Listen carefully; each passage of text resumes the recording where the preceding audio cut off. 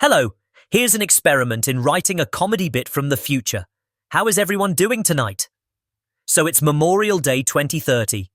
Trump's in his third term because apparently feeling cheated is now a constitutional clause. The Electoral College updated its terms of service. The court said, well, he has been president before and he does have a lot of feelings.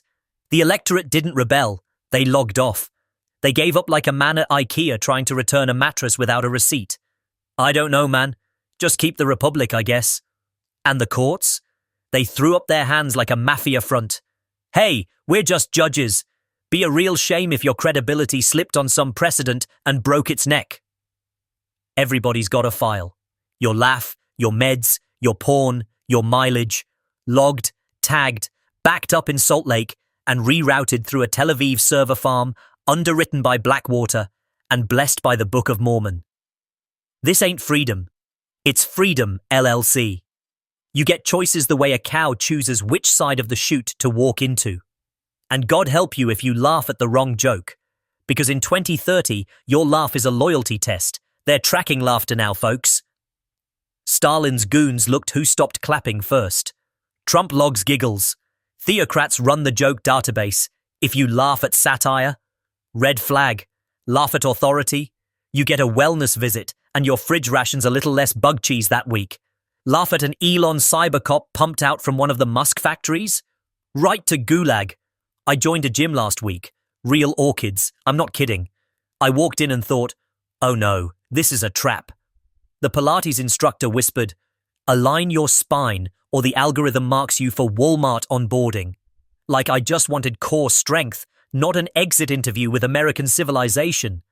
They hand you these little packets now, flavonoid boosts, like a Capri Sun for the biosurplus population.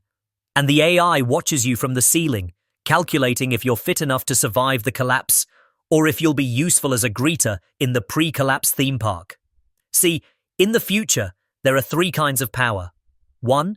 The oligarchs, who own the railroads, the data, and the judges.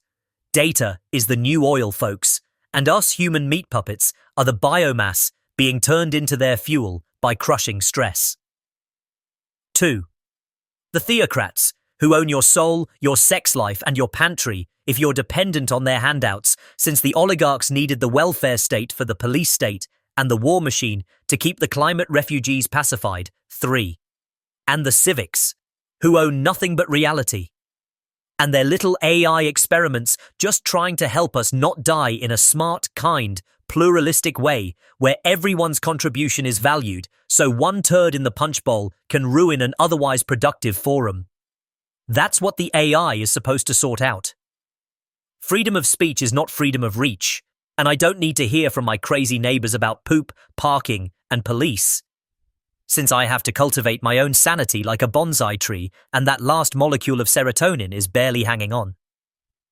And people say the civics are idealistic. Sure. But so is thinking your CEO loves you, or that God needs 10% of your paycheck to build climate bunkers and the televangelists need private jets when the best the civilians can get is one of the new hybrid electric skypods that crash if biofuel is a bad batch. In 2030, they don't ban jokes. They just ration them. You get one satirical insight a week, and if it hits too hard, they send you a push notification. Satire detected. Report to the Joy Alignment Center for recalibration. Everyone check under your seat for your invitation. The Elon cops are right outside waiting for us.